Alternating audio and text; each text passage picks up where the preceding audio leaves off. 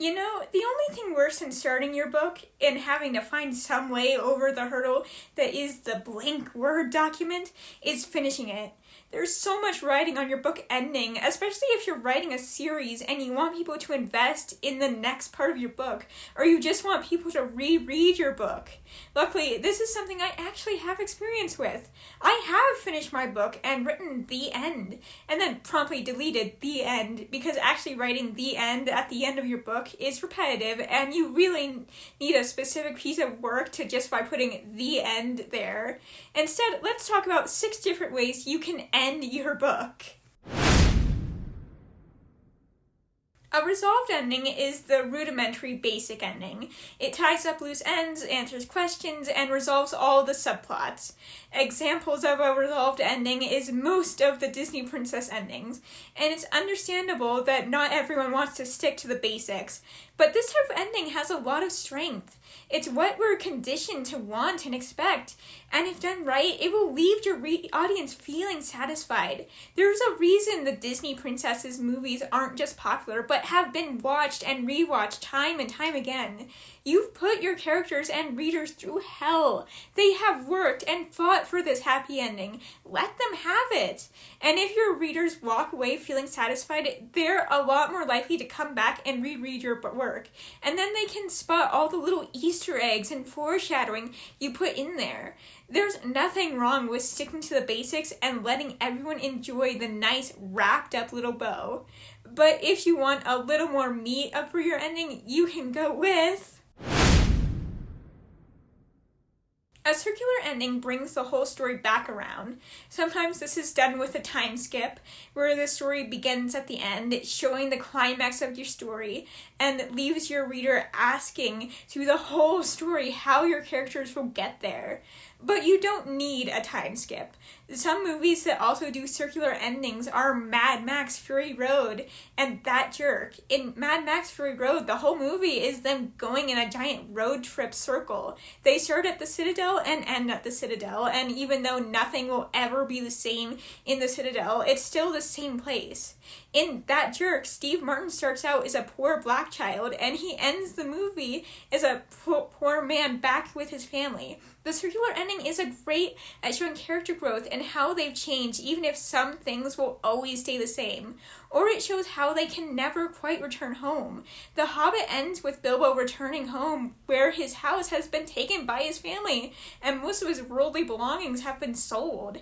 He can't return home, even if the Shire is the same. A circular ending is also great at emphasizing themes. If you start your story with a specific message, or with your characters holding a specific belief, bring them back home will show how the message or belief was always right, or how it was always wrong. Again, it's the difference between if they can or can't truly return home. Next up, we have... A twist ending subverts expectation and disrupts the narrative. It's the evil twin of the resolved ending in a way. You can still wrap up loose ends, but the bow isn't happening, and that's where the twist comes in. Everyone's expecting the bow, and the twist ending delivers something different. And if you do the twist right, if the villain was actually the good guy, if the protagonist wasn't actually the chosen one, if you only give 2 examples instead of 3, that can be so fun and satisfying. An example of great twist endings is Sixth Sense. The big twist is that the protagonist has been a ghost this whole time, and the movie is great because that has been well set up, and when you go back and watch the movie, it's suddenly obvious that he's been a ghost, and it's satisfying being in the know about that and seeing it all play out in a new way. But the twist ending is also easy to mess up. They require a lot of setup, and it can be a fine line between properly foreshadowing the twist and making it obvious. You want to pack a punch, but you don't want to leave your readers feeling like they were punched in the face. And twist endings can also be very easily diminished the reread value of your book. Again, you want your readers to come back and feel rewarded now that they can spot the Easter eggs and foreshadowing, not dreading a bad twist. And twist endings have a lot in common with... A lot of twist endings go hand in hand with ambiguous endings, because by definition, they both raise questions in the 11th hour when there's no time for an answer. An ambiguous ending is left open to interpretation. It's not clear what exactly happens, so readers are left to speculate. And that can be so fun! You want readers to feel engaged enough to speculate with each other on your work. Think of works like The Thing or The Life of Pi. In The Thing, the big climax is blowing up the base to try and destroy the monster with only one sole survivor. But because the monster can take on different shapes, the audience is left wondering if it was actually the protagonist who survived or if it was the monster who's about to wreak havoc on the whole world. And in The Life of Pi, at the end of the story, he retells the story that instead of the animals making it on the life raft, it was his family and the other boat passengers.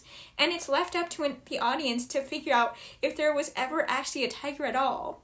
Both these endings demand readers and viewers return to them to try and get clues as to what actually happened. The risk you're taking with such an engaging ending is that by definition, you're leaving some loose ends that will never get answers, and if it's the wrong threads, your readers will feel betrayed and not engaged. They'll be asking why the writer wrote an ending like this and not what actually happened. And ambiguous endings also have a lot in common with cliffhangers, ambiguous endings, and twist endings are all really similar because they're meant to shock the reader and get them asking questions. And you can put all three into your story. The twist is the cliffhanger, which makes the ending ambiguous. But you don't have to put all three. It's all about what questions they're evoking. An ambiguous ending will leave the reader asking what just happened. A twist ending will leave the reader asking how that happened and how did they miss the clues. And a cliffhanger leaves a reader asking what's going to happen. Think the end of Avatar: The Last Airbender Season 2. Aang has been shot full of lightning and the Earth Kingdom has fallen. And now our heroes are fleeing. We have no idea what's going to happen next, or if Aang will even be okay, and what Zuko's betrayal means for him and his uncle. And it's a great cliffhanger, and it sets up the next season fantastically. And that's one of the strengths of ambiguous twist, and especially cliffhanger endings. They're so great for setting up the next installment in your series.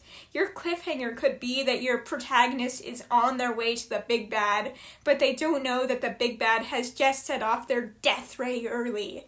It's not a twist, it's what the story's been working towards, and it's not left to interpretation. The cliffhanger is that the big confrontation and fight hasn't happened yet, and now your readers will have to wait to see it.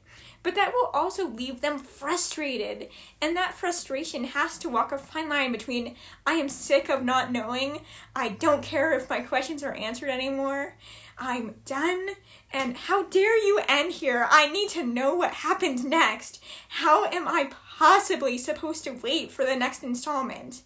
It's a hard line to walk, but the payoff is monumental, and it will have your readers rereading your work just to tide themselves over while they wait for the next answers. And last but not least is the unhappy ending. An unhappy ending can incorporate any of the elements I mentioned above, but the difference is that that bow has been thrown in a fire and burned. With a lot of the other endings, there's still the expectation that the bow could be there. The story can be properly wrapped up with a happily ever after. The unhappy ending takes that assumption away from the audience. Some examples of an unhappy ending is Rogue One and Carrie. You know, two pieces of work that have so much in common. With Carrie, the unhappy ending is that almost everyone dies. Carrie dies still covered in pig's blood. In Rogue One, again, everyone dies, and one of the casualties was my soul. But Rogue One works great because it sets up a domino effect to be an unhappy ending. Through the whole movie, we're introduced and made to love these characters, and we see all through the climax as they die one by one. That evokes such a strong reaction and keeps the audience engaged. And with Carrie, it works in no small part because it's horror. If you're writing a horror story, that last big punch could be the unhappy ending, the big bad winning, or the big bad going down with the protagonist. But again, be careful where you punch. When you go into an unhappy ending, you want to know exactly what you want your audience to feel. You want the ending to be unhappy, and even if you leave your audience feeling devastated in the moment, you want to have set up your story in a way that they return back to it, to be back in that world with those characters in spite of knowing what's going to happen to them. Your protagonist was always going to die. It's always going to hurt. But dang if the journey isn't worth it. Not worth it. And those are just a few ways you can wrap up your book. You can choose to use one of them or almost all of them. Remember, you want your readers walking away feeling satisfied, either because you gave them such a pretty bow of subplots and loose ends, or because they have to know why those loose ends were still left loose. And the fun thing about an ending is that you don't necessarily have to go into your story knowing how it will end.